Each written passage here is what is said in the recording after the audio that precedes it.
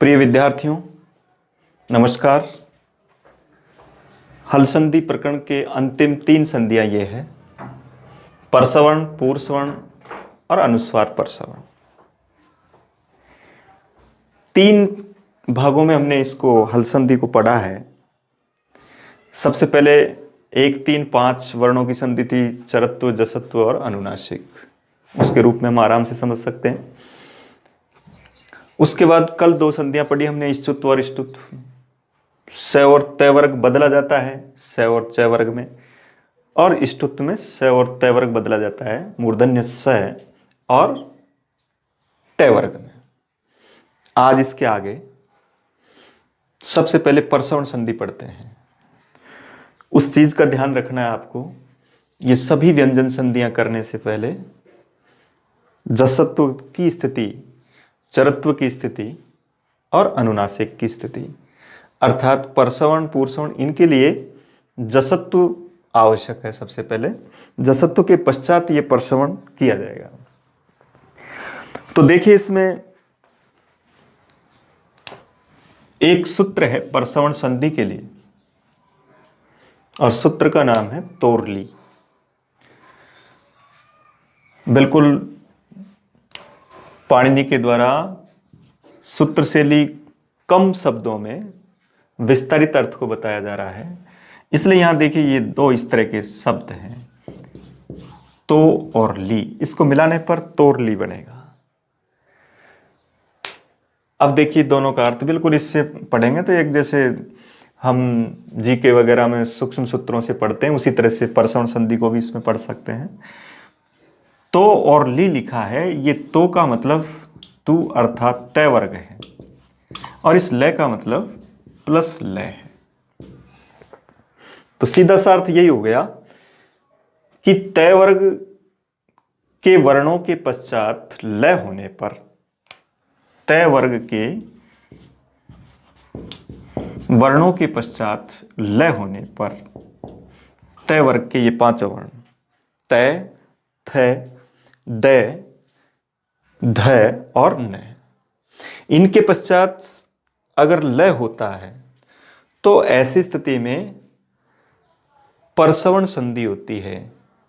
ये परसवर्ण और ये पूर्वसवर्ण, पर का मतलब बाद का, सवर्ण का मतलब समान, बाद वाले के समान, अर्थात बाद में पश्चात में कौन है, पर में कौन है, लय। तो लय के समान, लय के समान कौन होगा, लय। इसलिए इन 5 अक्षरों के स्थान पर लय आदेश किया जाता है। इसका नाम है परसवर्ण संधि। सूत्र है तोरली, अर्थात तय वर्ग, तो का मतलब तय वर्ग से है। तय वर्ग में 5 अक्षर होते हैं, तय, थ, द, ध, न। इनके पश्चात जैसे ही लय दिखाई दे तो हमको इन 5 की जगह भी लय करना है। ये इस परसवर्ण संधि का नाम है। जैसे उदाहरण देखते हैं, देखिए, जैसे कि लिखा उत लेख, उल्लेख।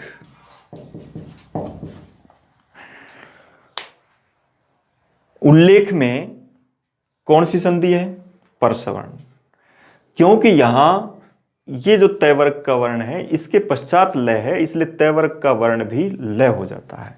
इसलिए तय के स्थान पर हम लय करेंगे। इस जगह पर परसवर्ण संधि के लिए, परसवर्ण संधि की दृष्टिकोण से उद प्लस लेख अधिक सही संधि विच्छेद मान्य होगा। डायरेक्ट ही अगर पूछता है कि क्या संधि विच्छेद है, तब हम उत प्लस लेख भी कर सकते हैं और उद प्लस लेख भी कर सकते हैं। लेकिन इस संधि के दृष्टिकोण से इस संधि को जब करेंगे तो उससे पहले हमको इसमें जसत्व करना अपेक्षित है, क्योंकि यहां आगे लय है। इसकी वजह से जसत्व किया जाएगा और जसत्व के द के स्थान पर फिर हम लय करेंगे। तो समझ गए, संधि विच्छेद के रूप में तय और द दोनों राइट होते हैं, लेकिन प्रश्न अगर थोड़ा सा घुमा दिया जाता है, इस तरह कर दिया जाता है कि परसवर्ण के दृष्टिकोण से क्या संधि विच्छेद होगा, तब हम उसको उद प्लस लेख करेंगे। इसके बाद देखिए, जैसे एक है उद प्लस लास, उल्लास। पद में लय का 2 बार प्रयोग होने पर यह समझ लें कि इसका मतलब वहां परसवर्ण संधि हो रही होगी, और वहां उस आधे लय के स्थान पर हमको तय वर्ग का अक्षर तय या द का रूप में संधि विच्छेद करना होता है। उल्लास लिखा, इसी तरह जैसे एक लिखा विद्युल्लेखा। अब देख रहे हैं यहां भी लय के पश्चात लय है, इसका मतलब विद्युत प्लस लेखा।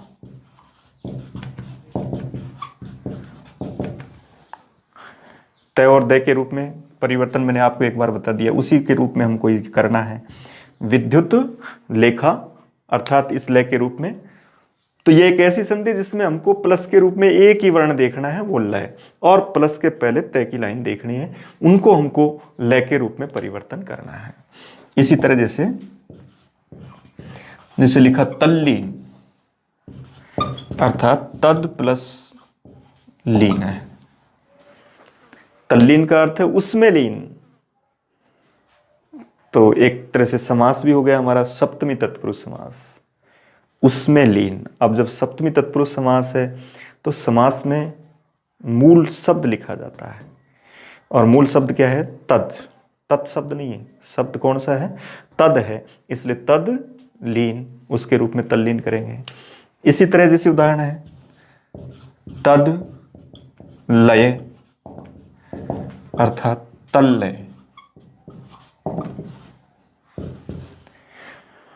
यहां पर भी द के स्थान पर लय का प्रयोग। इसी तरह से एक लिखा जैसे आपल्लय, आपत लय, तय और दय के रूप में परिवर्तन कर सकते हैं। आपद लय भी हो सकता है। इसी तरीके से एक लिखा जैसे विद्वान लिखति, यहां भी देख रहे हैं लय के पश्चात लय है, इसका मतलब विद्वान लिखति। न तय की लाइन का वर्ण है, उसके पश्चात लय है, इसलिए न के स्थान पर भी लय होगा। लेकिन यहां थोड़ा सा यह ध्यान देने की जरूरत है कि यह न अनुनासिक वर्ण है, पंचम वर्ण है, इसलिए अनुनासिक वर्ण के स्थान पर लय भी अनुनासिक होगा। अनुनासिक न के स्थान पर जब परसवर्ण संधि करेंगे तो परसवर्ण में लय है, पर जैसा होता है तो पर भी दोनों है ना, दो तरह का लय होता है, लय अनुनासिक भी होता है और लय निरनुनासिक भी होता है। तो ऐसी स्थिति में अगर न है तो उसके स्थान पर पीछे परसवर्ण जो है अनुनासिक लय ही होगा, इसलिए विद्वान लिखति। तो याद रखें कि जहां पर इस तरह का अनुनासिक का चिन्ह है उसके संधि विच्छेद में आपको न लिखना है, जहां पर इस तरह का चिन्ह नहीं है वहां पर आपको तय या दय के रूप में उत्तर भरना है। तद जैसे जो शब्द हैं, जहां समास की प्रक्रिया है वहां मूल शब्द ज्यादा राइट होता है, उनमें तद को ही राइट करेंगे। तो तद प्लस लीन, तद प्लस लय, तल्लय और तल्लीन, इस तरह के उदाहरण बनेंगे। विद्वान लिखती, इसी तरह जैसे एक लिखा सन प्लस लाभ। अब इसमें भी देखिए सन लाभ, क्योंकि यहां पर भी न और न के स्थान पर अनुनासिक लय का प्रयोग करेंगे, इसलिए सन लाभ इस तरह का प्रयोग होगा। इस परसवर्ण संधि के रूप में या तो संधि का जो रूप आएगा तब तो हमको डबल लय के रूप में देख करके और उसकी जगह पर आपको ऐसा संधि विच्छेद करना है। यदि संधि विच्छेद आ रहा है तो इधर तय की लाइन प्लस लय देखना है और तय की लाइन के स्थान पर आपको लय लिखना है। यदि वो अनुनासिक चिन्ह नजर आता है तो आपको न के रूप में संधि करनी, संधि विच्छेद करना है। इस तरीके से इस परसवर्ण संधि को हम पढ़ सकते हैं। सूत्र भी कभी परीक्षाओं में किसी परीक्षा में पूछा जाए तो वहां सूत्र लिखेंगे तोरली, अर्थात तय वर्ग के स्थान पर लय होता है। कभी और इस तरह से प्रश्न आ जाए जैसे परसवर्ण संधि में लय पर में होने पर किस वर्ग के स्थान पर लय होता है, परसवर्ण होता है, तो तय वर्ग। और तय वर्ग के पश्चात क्या होना चाहिए, तब कौन परसवर्ण संधि होती है, तब लय। इस तरीके से हम इसको परसवर्ण संधि को पढ़ सकते हैं। अब हम दूसरी पुरुषवर्ण संधि को पढ़ रहे हैं इस टाइम। उसमें देखिए आप पुरुषवर्ण संधि पढ़ रहे हैं, परसवर्ण के पश्चात देखो परसवर्ण का सूत्र था तोरली। दूसरा पुरसवर्ण का सूत्र है झयो हो अन्यतरश्याम। सूत्र केवल अर्थ को दिखाने के लिए कि कब होती है पुरसवर्ण संधि, तो उसके रूप में देखिए, परसवर्ण का मतलब पर जैसा, पुरसवर्ण का मतलब पूर्व जैसा। पूर्व जैसा बाद वाला हो जाए वो पुरसवर्ण, और बाद जैसा पहले वाला हो जाए वो परसवर्ण। इसलिए देखिए झयो हो अन्यतरश्याम। अब यहां झय एक प्रत्याहार है और वो झ से स्टार्ट होता है। अब झ का अक्षर कौन सा है? चौथा। चय छ जय झ, इसका मतलब चौथा अक्षर। और ये चलता है कपय तक, तो इसका मतलब चौथा, तीसरा, दूसरा और प्रथम वर्ण। ये झय प्रत्याहार का मतलब है। झय से तात्पर्य जो प्रत्याहार के बारे में नहीं जानते हैं, क्योंकि रीट जैसे एग्जाम के लिए सभी विद्यार्थी कोई भी दो भाषाओं का चयन कर सकते हैं, तो ऐसी स्थिति में कुछ विज्ञान वर्ग वाले छात्र भी संस्कृत ऑप्शन चुनते हैं भाषा सेकंड में के रूप में, तो उनके लिए झय को इसमें समझना है। वो प्रत्याहार की जो प्रक्रिया है वो एक लंबी प्रक्रिया थी, लेकिन अब उनको उतना याद नहीं करके भी, क्योंकि वहाँ एक सामान्य सा पेपर आता है और उसको आराम से हल कर सकते, तो एक स्कोरिंग के दृष्टिकोण से किस तरीके से पढ़ें, तो उसमें याद रखो झय से कोई मतलब नहीं। झय का मतलब किसी भी लाइन का पहला, दूसरा, तीसरा और चौथा वर्ण। इसके बाद फिर लिखा हो का मतलब है, और फिर तीसरा शब्द है अन्यतरश्याम। अन्यतरश्याम का मतलब विकल्प होता है। विकल्प का मतलब ये संधि विकल्प से होती है। विकल्प का मतलब एक बार ये संधि हो जाएगी, एक बार नहीं होगी। तो एक बार नहीं होगी तो वो जैसा रूप है वैसा रहेगा। तो देखिए पुरसवर्ण संधि का मतलब हो गया पहले जैसा दूसरा वर्ण होता है। ये संधियां बिल्कुल सरल है। परसवर्ण में प्लस के बाद एक ही अक्षर देखा था हमने ल, और यहाँ पुरसवर्ण में भी हम एक ही अक्षर देख रहे हैं है, ल और है वाली संधियां। व्यंजन संधि में तो हम ये देख रहे हैं कब कब व्यंजन परिवर्तित होंगे, तो दो संधियों में तो दो ही अक्षर याद रखने हैं कि एक में प्लस के बाद ल होने पर, एक में प्लस के बाद है होने पर। प्लस के बाद ल होगा तो इधर तय की लाइन होगी, प्लस के बाद है होगा तो इधर ये किसी भी लाइन के 1 2 3 4 पहला, दूसरा, तीसरा, चौथा कोई सा भी वर्ण आ सकता है। तो ऐसी स्थिति में वहां इस है के स्थान पर विकल्प से पुरसवर्ण संधि होती है। यानी विकल्प से इधर का जो अक्षर है, इधर के जो अक्षर हैं 4 3 2 1, उन अक्षरों का सवर्ण यानी उन जैसा अक्षर इस है के स्थान पर करना है। और उन जैसा का मतलब तो 4 3 2 1 सभी समान हो गए, लेकिन एक निश्चित याद रखें कि हमेशा है के स्थान पर इन चारों में से चौथा वर्ण ही हमको करना है, ये याद रखना। विकल्प के रूप में जैसे मान लो कोई सा भी एक ऐसा उदाहरण जिसमें हम इस तरह का प्रयोग करते हैं। देखिए सबसे पहला उदाहरण, जैसे एक उदाहरण लिखा मैंने ये जैसे लिखा अच हीनम। अब देखो अच हीनम इस तरह से करते हैं संधि। अच हीनम को देखते ही तुरंत बताया कि ये व्यंजन संधि है, स्पष्ट है क्योंकि ये हल वर्ण है। स्वर संधि में यहां पूरा अक्षर आएगा, वो स्वर के रूप में होगा। तो ये जब हल संधि व्यंजन संधि है, तो अब ऐसी स्थिति में देखो अच प्लस हीनम, अब पता लग गया कि व्यंजन संधि है, हल संधि। अब हमको ये देखना है हल संधि में कौन सी है। तो ऐसी स्थिति में सबसे पहला काम तो ये देखना होता है 1 3 5 के रूप में हमको आना होता है।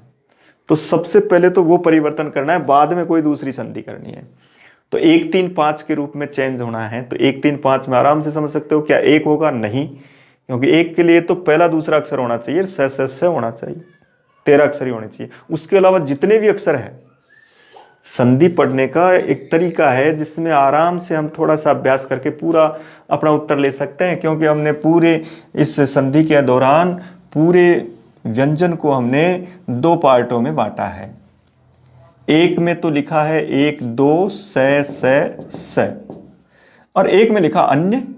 बस इतना सा ही तो पढ़ना है, इससे आप पूरा इसको समझ सकते हैं।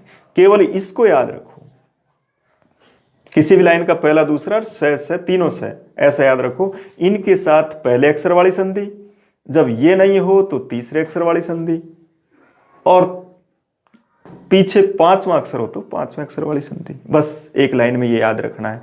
तो सबसे पहले इस काम को करना है हमको। तो यहां देखो ये है, इसका मतलब तीसरे अक्षर वाली संधि होगी। इसका मतलब सबसे पहले तो ये ऐसा होगा,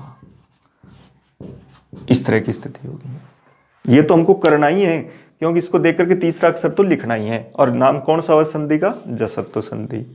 ये जसत्व है। लेकिन अब देखा कि जसत्व तो हो गई, क्या जसत्व करने के बाद और कोई व्यंजन संधि, स्तुत्व, ष्टुत्व या परसवर्ण, पूर्वसवर्ण और कोई प्राप्त होती है? तो हम स्पष्ट दिमाग में रखना चाहिए कि जब प्लस के बाद है तो ये संधि भी हो सकती है, और उसका नाम है पूर्वसवर्ण संधि।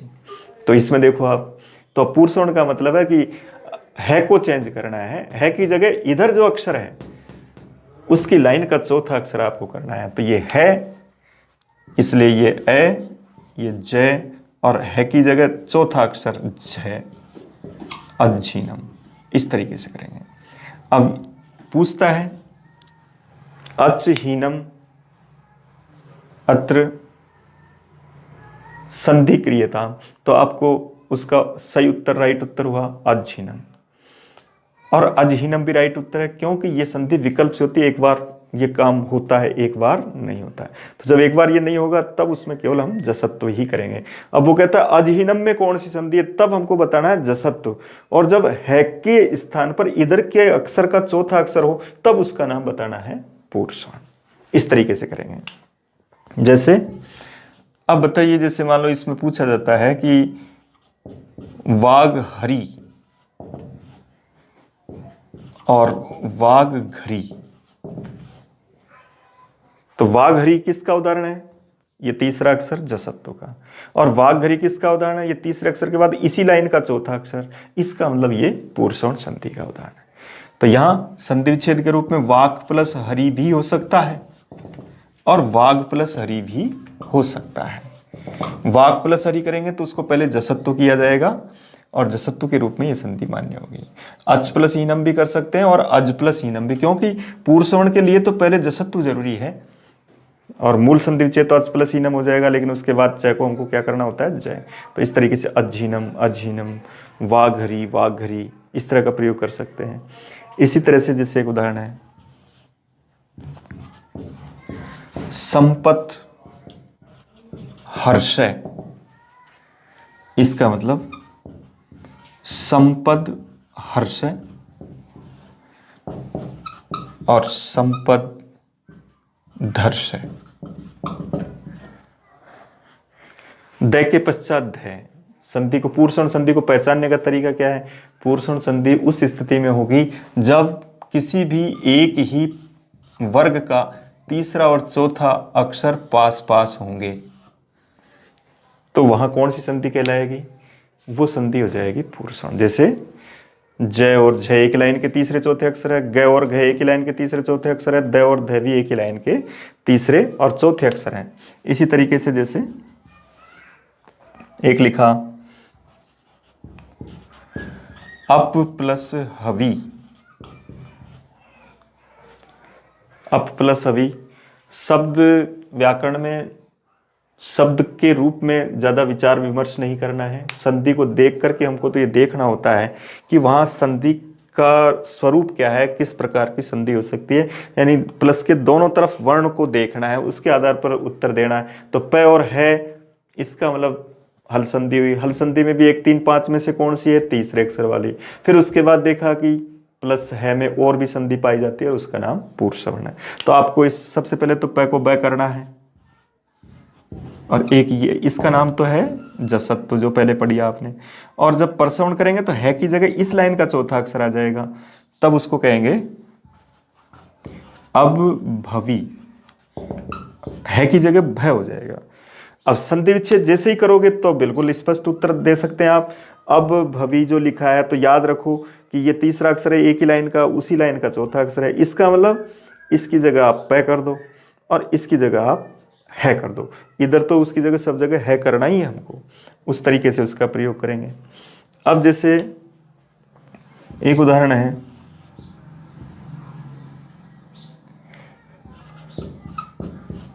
सट प्लस हया, सट यानी 6, है यानी घोड़े, अर्थात 6 घोड़े। अब इसमें देखा ये टे और है, तो क्या करेंगे हम, टे को क्या करेंगे डे, है को क्या करेंगे ढे, सड ढया, और एक बार सड हया। तो इसको देख करके संधि करें कि डे और ढे एक साथ दिखाई दे रहे हैं। इसका मतलब यहाँ ढे की जगह आप जब अलग अलग करें तो सब चौथे अक्षर की जगह आपको है करना है, और इधर आप पहला अक्षर भी कर सकते हैं, तीसरा भी कर सकते हैं। तो सट प्लस हया, इस तरीके से उदाहरण लिखेंगे। इसी तरह जैसे एक लिखा स्यात हली, तो तय को देखें तो द करेंगे तो क्या बनेगा स्यात धली, है की जगह द कर दिया, और एक बार हो गया स्याद हली। इन दोनों उदाहरणों को देख करके हम कर सकते हैं आराम से कि यहां पर इस तरह का प्रयोग किया गया है। इसी तरीके से जैसे एक उदाहरण लिखा उद्धृतम। अब पूछा गया बताओ उद्धृतम में कौन सी संधि, आप कोई सी भी संधि चेक करें। सबसे पहले ये देख रहे हैं हम, जैसे द और ध एक ही लाइन के अक्षर हैं, इसका मतलब यहां उत प्लस ह्रतम, उत प्लस ह्रतम, उद्धृतम, और एक बार उद्धृतम, ऐसा भी राइट है। तो उत प्लस ह्रतम यहां है की जगह पर ध किया गया। इस तरीके से तीसरे चौथे अक्षर के आधार पर हम पूर्व स्वर्ण संधि को पढ़ सकते हैं। क्या पहचान का तरीका है, प्लस के रूप में तो इस तरह का कोई दिया हुआ है, प्लस के बाद है आ रहा है, तो इधर जो भी अक्षर है उसका तो हमको इधर तो तीसरा अक्षर ही करना है, लेकिन इधर हमको क्या करना है, उस है की जगह चौथा अक्षर करना है। पूर्व स्वर्ण संधि के लिए ये जरूरी है, इसको याद रखना है हमको कि वहां ये स्थिति करनी है हमको। प्लस के इधर वाले को तो ये करना है, और प्लस के इधर वाले को उसी लाइन का चौथा अक्षर करना है। पूर्व स्वर्ण संधि के रूप में 3, 4 इसको देख करके उसके दिए हुए उदाहरण को समझ सकते हैं, संधि विच्छेद कर सकते हैं, संधि विच्छेद के रूप में हम उसकी संधि भी कर सकते हैं। इस तरीके से पूर्व स्वर्ण संधि का हम प्रयोग करेंगे। जहां पर भी है से लिखा, जैसे मान लो एक उदाहरण जैसे इस तरह लिखा आपने, त्रिष्टुप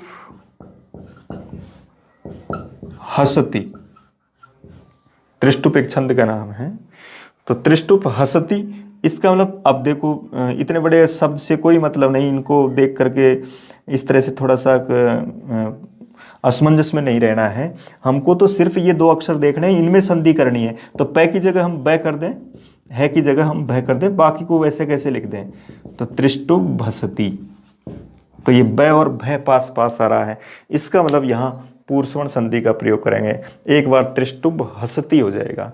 तो जितने भी अब याद रखें, जैसे हास, ह्रास, इस तरह के जो शब्द हैं उनमें हमको ऐसा प्रयोग करना है। मान लो कोई ऐसा ही उदाहरण हो, जैसे कोई ध से ही स्टार्ट होने वाला शब्द हो पीछे, तो उसके रूप में जरूर वहां पूर्व स्वर्ण संधि नहीं करेंगे।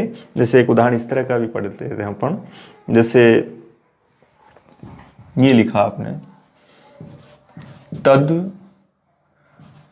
तद धेनु। अब ये पूछा गया कि क्या यहाँ पूर्व स्वर्ण संधि है, तो इसमें पूर्व स्वर्ण संधि नहीं है। थोड़ा सा ये देखना है कि तद के बाद वाला जो शब्द है वो है से ही प्रारंभ होने वाला हो।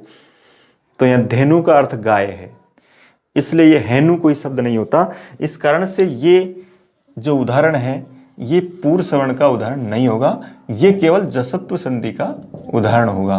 क्यों, थोड़ा सा ये भी देखना है क्या शब्दकोश में वो शब्द है से स्टार्ट होता है। यदि वो है से प्रारंभ होता है, इसका मतलब वहां पूर्व सवर्ण संधि है, और है से प्रारंभ नहीं होता है तो वहां केवल जसत्व संधि ही होगी। उसको हम जसत्व के रूप में ही उसका प्रयोग कर सकते हैं। बाकी सभी उदाहरणों को ऐसे करें तो ऐसे ध से स्टार्ट होने वाले शब्द है, जैसे धेनु है, धर्म है, इस तरह के जो शब्द हैं उनके साथ जरूर हम इस तरह का थोड़ा सा नहीं कर सकते, उसमें केवल जसत्व संधि करनी है। बाकी तो सभी उदाहरणों में इस तरीके, जैसे देखा आपने कि यहाँ हीनम शब्द आ रहा है, तो हीन यानी अच से रहित ऐसा अर्थ हो गया। हरि शब्द आ रहा है यहाँ, धरी शब्द के रूप में कोई शब्द नहीं बन रहा है, हरि के रूप में यहाँ हर्ष शब्द आ रहा है।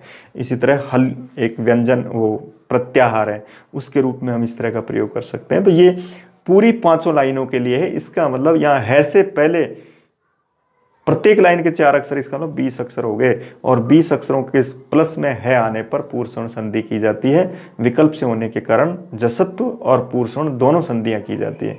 एक बार ऐसा ही प्रश्न पूछा गया कि वाघहरि के अभाव में कौन सी संधि होती है?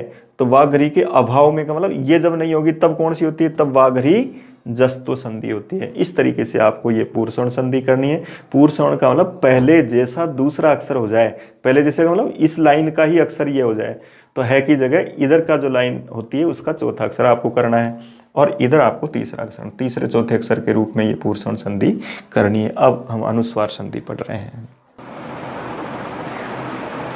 परसवर्ण पूर्वसवर्ण के बाद अब अनुस्वार पढ़ रहे हैं। अंतिम संधि है व्यंजन संधि की, थोड़ा सा ध्यान रखना है। अनुस्वार संधि को मैं 2 पार्टों में लिख रहा हूं। 2 पार्टों में लिखने से तात्पर्य यह है क्योंकि यहां पर ये जो एक पहला अर्थ है, ये तो ये कहता है कि पद के अंत में जब मैं होता है तो उसकी जगह हमको अनुस्वार करना है। और एक है अपदांत, ये अपदांत में है और ये पदांत में। पदांत में अनुस्वार संधि 2 तरह की है, एक पदांत में अनुस्वार और एक अपदांत में अनुस्वार। होता दोनों जगह यही अनुस्वार आदेश है, लेकिन पदांत में सिर्फ मैं की जगह अनुस्वार होता है, अपदांत में मैं और न दोनों की जगह अनुस्वार होता है। ये अंतर है दोनों में। इसमें पद के अंत में मैं को अनुस्वार होता है, और वो पद के मध्य में जो शब्द आते हैं मैं और न, उनकी जगह अनुस्वार करते हैं। पदांत क्या है और अपदांत क्या है ये पहले भी मैं बता चुका आपको। पदांत का मतलब, पदांत तो उसको कहेंगे जहां, जैसे मैंने एक लिखा, ये देखो, पाठम स्मृति। अब आप बताएंगे पाठम स्मृति क्या अर्थ हुआ? पाठ को याद करता है, पाठ को याद करता है। पाठ अपना अलग अर्थ दे रहा है, स्मृति अपना अलग अर्थ। ये एक अलग पद है, ये एक अलग पद है, ये पदांत का मैं कहलाएगा। और एक मैंने ये लिख दिया वंदना। अब वंदना में पद कितने? वंदना में पद एक ही है, तो इसके मध्य में जो ये न आ रहा है इसको हम अपदांत कहेंगे। तो ये अपदांत मैं, अपदांत में दोनों की जगह अनुस्वार होता है, पदांत में सिर्फ मैं की जगह अनुस्वार होता है। ये दोनों में अंतर है। इसके बाद में मैं के बाद कोई भी हल हो सकता है, यानी कोई भी व्यंजन आ सकता है। पदांत में मैं की जगह अनुस्वार कब होता है? जब उस मैं के पश्चात कोई भी हल वर्ण हो, व्यंजन हो। स्वर नहीं होना चाहिए, स्वर के साथ मैं को अनुस्वार नहीं होगा। तो इसमें तो सीधा उत्तर याद रखो, अनुस्वार सूत्र। पदांत की अनुस्वार संधि में क्या करना है? मैं की जगह अनुस्वार करना है, और जब उसके आगे कोई भी व्यंजन आ जाए। और उधर अपदांत है, वहां मैं और न दोनों की जगह अनुस्वार करना है। उसमें हल की जगह झल लिखा हुआ है, थोड़ा सा ये अंतर है। झल का मतलब चौथा, तीसरा, दूसरा, पहला, स है, ये, यानी इसका मतलब 5वें अक्षर छोड़ दिए इसने, और यवरल छोड़ दिए। 5वां अक्षर और यवरल अगर उनके पीछे होते हैं मैं और न के बाद, तो इस मैं और न को अनुस्वार नहीं होगा। इनके अलावा और जो व्यंजन हैं वो होने पर मैं न को अनुस्वार होता है। हिंदी का जैसे एक शब्द देखते हो, बिल्कुल हिंदी और संस्कृत की दोनों में यही एक ही जैसी संधि है। जैसे एक उदाहरण लिखा, मान्यता। अब मान्यता में इस न को, मान्यता एक ही शब्द है, तो इस न को हम अनुस्वार कर सकते हैं, लेकिन याद रखो ये इन पर वर्जित है, ये इन में नहीं हो सकते। किसी भी लाइन के 5वें अक्षर में, ये वरल में, तो ये आ रहा है, इसलिए इस न को आप ये अनुस्वार नहीं कर सकते। ऐसा लिखा हुआ आपने नहीं देखा होगा, ऐसा नहीं कर सकते। वंदना में इस न को हम अनुस्वार कर सकते हैं क्योंकि आगे द है, द उसमें आ रहा है। इस तरह का प्रयोग कर सकते हैं। जैसे अंकित है, उसके रूप में हम इस तरह का प्रयोग कर सकते हैं। तो अनुस्वार को पढ़ रहे हैं, पहले हम अनुस्वार समझ रहे हैं, अनुस्वार के बाद में इसी का परसवर्ण होगा एक। तो अनुस्वार तो सबसे पहले ये देखो कि कहाँ अनुस्वार हो सकता है। इसका मतलब अगर पद है एक और उसके बाद में मैं है और उसके पश्चात कोई भी व्यंजन वर्ण है तो उस मैं को आपको अनुस्वार, तो ये क्या बनेगा, ये होगा पाठम स्मृति, ये राइट उत्तर है। अब वो कहता है कि पाठम स्मृति का संधि विच्छेद करिए तो आपको इस अनुस्वार को मैं कर देना है, और जब वो कहता है कि इसका संधि रूप लिखिए तो इस मैं को आपको अनुस्वार कर देना है। जब दोनों अलग अलग पद है तो पीछे व्यंजन देखो और उसकी जगह आप अनुस्वार करो। अगर स्वर है तो इस मैं को अनुस्वार नहीं होगा। दो ही बात इसमें याद रखनी है पदांत की में। तो अपदांत में थोड़ा सा याद रखना है, स्वर में इसमें भी नहीं होती, लेकिन इसमें कुछ अक्षर और छोड़ दिए, इनमें भी नहीं होती। इसलिए जैसे ये कहा एक बताओ गम प्लस यते, बताओ मैं को अनुस्वार होगा कि नहीं होगा, तो ऐसी स्थिति में नहीं होगा क्योंकि यह इसमें आ रहा है। इसलिए ये याद रखें यह वह रैल और पंचम वर्ण किसी भी लाइन का, उनमें अपदांत में अनुस्वार संधि नहीं होती है, इसलिए ये गम्यते ही रहेगा। इसमें इस मैं की जगह हम अनुस्वार नहीं कर सकते। तो इस तरीके से इनका हम प्रयोग कर सकते हैं। अब बताइए, जैसे मैंने एक उदाहरण लिखा सम प्लस सार,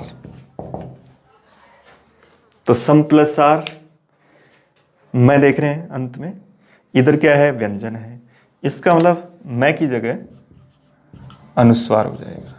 क्या रूप बनेगा, संसार। याद रखो सम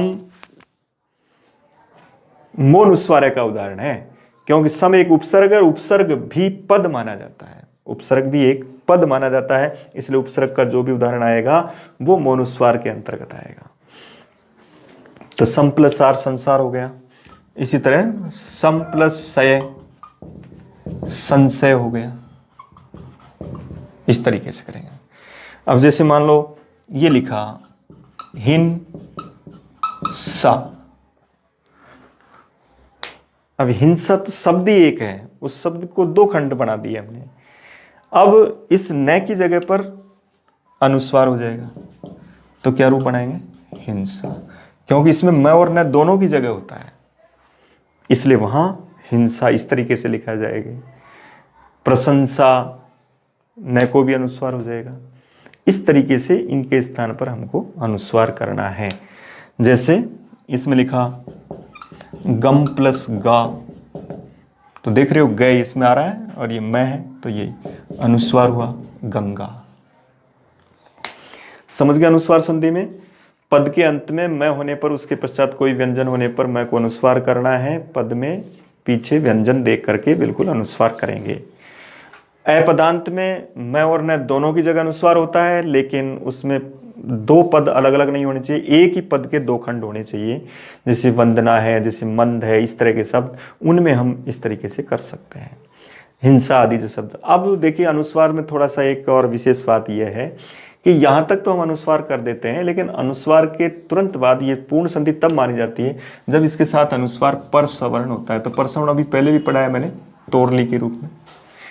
अब इसको थोड़ा सा अनुस्वार परसवर्ण को आप ये समझें कि अनुस्वार परसवर्ण क्या है। अनुस्वार परसवर्ण में सिर्फ एक ही बात याद रखनी है कि जिसको आप अनुस्वार कर रहे हो उस अनुस्वार के बाद वाला जो व्यंजन वर्ण है, अगर उसका अनुनासिक वर्ण है पांचवा, तो वहां पर उसकी जगह वो पांचवा अक्षर किया जाता है। पीछे की जो लाइन है उसी की लाइन का पांचवा अक्षर हम करते हैं। जैसे एक उदाहरण लिखा मैंने, देखो जैसे मान लो यही एक उदाहरण है अन प्लस कै। अब देख रहे हैं अन प्लस कै के रूप में जो उदाहरण आपने पढ़ा है, इसमें अंक एक पूरा शब्द है, अन और कै अलग अलग शब्द नहीं है, एक ही शब्द के दो खंड है, इसलिए न की जगह क्या कर दिया हमने, अनुस्वार कर दिया, तो ये अनुस्वार हुआ। लेकिन इस अनुस्वार को आगे बढ़ाते हैं तो इसका नाम अनुस्वार परसवर्ण हो जाता है। अब अनुस्वार परसवर्ण का सीधा तरीका है, इस अनुस्वार के बाद जो अक्षर है उसी की लाइन का पांचवा अक्षर लिखा जाता है। तो उसकी लाइन का पांचवा अक्षर है ङ, और उसके पश्चात ये कै लिख दिया जाता है। तो इस तरीके से ये अनुस्वार परसवर्ण का उदाहरण है, और ये केवल अनुस्वार का उदाहरण है।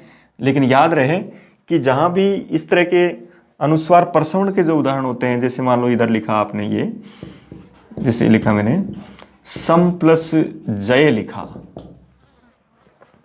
अब सम प्लस जय में देखो, मैं की जगह अनुस्वार हुआ, क्योंकि इसमें मैं की जगह अनुस्वार होता है संजय। अब जैसे ही आप अनुस्वार करते हैं तो अनुस्वार प्रसवण की तरफ भी चलिए, फिर एक ही काम देखना है कि उस अनुस्वार के बाद में कौन सा अक्षर है। तो यहां जय अक्षर है, इसका मतलब इसी की लाइन का 5वां अक्षर इस अनुस्वार की जगह लिखा जाएगा, अर्थात चय छ जय झ ये, तो ये संजय। ये दोनों राइट उत्तर है। अब पूछा जाता है सम प्लस जय से क्या क्या शब्द बनेंगे, तो संजय और संजय दोनों राइट। इसी तरीके से एक लिखा जैसे सम प्लस गीत, तो मैं को अनुस्वार किया संगीत। अब पीछे देखा अनुस्वार के बाद क्या अक्षर है, गय, तो गय की लाइन का 5वां अक्षर लिख दो, तो क्या बना संगीत। इस तरीके से प्रयोग करेंगे। ये दोनों एक लाइन के अक्षर होंगे इस संधि में। अनुस्वार प्रसवण में ये 5वां और उसके पीछे जो अक्षर है वो एक ही लाइन के अक्षर होंगे, तब वो अनुस्वार प्रसवण संधि है। और उस अनुस्वार के पीछे वाले अक्षर को देख के तुरंत आप उसको आगे बढ़ा दें। यदि उस तरह का है तो वो प्रसवण संधि के रूप में है। जैसे तो यहाँ ये दोनों राइट है, संगीत भी राइट है, संगीत भी राइट है, संजय भी राइट है, संजय भी राइट है। इसी तरीके से जैसे मान लो अब लिखा मैंने एक उदाहरण, इस जैसा ही दूसरा उदाहरण लिखा, जैसे सम प्लस सार, और इसी तरह लिखा सम प्लस हार। तब देख रहे हैं आप सम प्लस सार, मैं को अनुस्वार तो करना ही है, व्यंजन है पीछे, इसमें तो सीधा उत्तर है, पीछे व्यंजन होने पर आपने अनुस्वार कर दिया। लेकिन अब बताइए क्या इसमें अनुस्वार प्रसवण होगा, तो बिल्कुल नहीं होगा, क्योंकि अनुस्वार के बाद क्या है स का 5वां अक्षर होता ही नहीं। 5वें अक्षर सिर्फ 5 लाइन के होते हैं, क की लाइन, च की लाइन, ट, तय और प, उनमें ही ये अनुस्वार प्रसवण होगा, या ये व ल में भी अनुनासिक अनुस्वार के रूप में प्रयोग किए जाते हैं। लेकिन इसमें स का 5वां वर्ण नहीं होता, इसलिए संसार एक ही ऑप्शन राइट रहेगा। इसी तरह सम प्लस हार में भी एक ही ऑप्शन राइट रहेगा, संहार। इनमें आप इनको ऐसे नहीं कर सकते, यहाँ ये उत्तर गलत हो जाएगा, क्योंकि ये इसका 5वां अक्षर नहीं है। तो 5वें अक्षर 5 लाइनों के रूप में है, उनके ही अनुनासिक वो अनुस्वार अनुनासिक वर्ण के रूप में प्रयोग किए जाते हैं। इस तरीके से हम इसका प्रयोग कर सकते हैं। उधर भी यही बात है और इधर भी, दोनों तरफ एक जैसी अनुस्वार प्रसवण संधि होती है। थोड़ा सा एक डिफरेंस जरूर है कि इसमें ये डबल प्रयोग होते हैं। जो अपदांत की जो संधियां होती है वहाँ अनुस्वार से यही प्रसवण सूत्र ये कहता है कि वह निश्चित प्रसवण होता है। तो उसमें हम जैसे कभी यह भी आ जाए कि संस्कृत व्याकरण में कोई अच्छा सा क्वेश्चन बनाए तो उसमें पूछे कि भाई अंक और अंक में कौन सा राइट है, तब आप इसको राइट नहीं करें, तब आप इसको राइट करेंगे। क्योंकि अनुस्वार प्रसवण संधि में जब अपदांत में ये स्थिति होती है तो अपदांत में अनुस्वार की जगह हमको प्रसवण तक पहुंचना अनिवार्य है, जबकि पदांत में ये संधि विकल्प से होती है, वह पदांतस्य के रूप में होता है और वह अनुस्वार से यही प्रसवण में निश्चित होता है, इसलिए वह प्रसवण करना ही अपेक्षित है। इसलिए अंक यही राइट होगा। हिंदी में दोनों राइट हो जाते हैं क्योंकि वहाँ संस्कृत से कुछ नियम लिए गए, कुछ नहीं भी लिए गए, तो वह दोनों चीज़ें हैं। तो लेकिन यहाँ संस्कृत व्याकरण में अगर ऑप्शन आता है तब आपको ये उत्तर राइट करना। जैसे गंगा लिखा है तो गंगा में अनुस्वार तो कर दिया हमने, लेकिन अनुस्वार प्रसवण करना ही अपेक्षित रहेगा, उसको हम यही लिखेंगे, ये अधिक राइट है, इसके रूप में राइट लिखेंगे। जैसे आपने ये लिखा, जहाँ पर अंक लिखा, गंगा लिखा, जैसे अब देखिए जैसे पंडित लिख रहे हैं। अब ये तो पता है आपको कि पंडित एक शब्द है, 2 शब्द है, पंडित शब्द एक ही है और उस शब्द का जब खंड हो रहा है, टुकड़ा हो रहा है, तो वहाँ हमको प्रसवण ही करना है। उसमें भी आपको इस तरह का नहीं लिखना है। संस्कृत के जो विशेष ग्रंथ हैं उनको आप अच्छी तरह से देखें। मैं ये छोटी मोटी गाइडों के लिए नहीं कह रहा हूँ, जो आजकल बहुतायत से चल रही है, उनमें कुछ भी हो सकता है, लेकिन संस्कृत के आप किसी भी बड़े ग्रंथ को उठा करके देखें, वहाँ पंडित ऐसा लिखा हुआ ही नहीं मिलेगा, आपको यही लिखा हुआ मिलेगा। वहाँ अंक आपको ऐसा लिखा हुआ ही मिलेगा, वहाँ इस तरह का लिखा हुआ नहीं मिलेगा, आपको गंगा शब्द इस तरह का ही लिखा हुआ मिलेगा। तो इस तरीके से क्योंकि अपदांत में परसवर्ण ही होता है, अनुस्वार के स्थान पर परसवर्ण का प्रयोग किया जाता है अनुस्वार से, यही परसवर्ण सूत्र के द्वारा। यहां वो सूत्र चेंज होता है, इसलिए यहां दोनों राइट होते हैं। तो याद रखें, सम को तो विशेषकर याद रखें, क्योंकि सम एक पद है और उसमें दोनों चीजें रहेगी जब उसका पांचवा अक्षर पीछे हो। ऐसी स्थिति में हम इसको प्रयोग कर सकते हैं। अब जैसे मान लो ये कहा जाता है कि बताओ सन्मार्ग, क्या इसमें अनुस्वार परसवर्ण संधि है? तो थोड़ा सा हम क्या जल्दबाजी में उत्तर सही भर जाते हैं कि इसको मान लेते हैं कि इसमें अनुस्वार परसवर्ण संधि है, जबकि यहां नहीं है।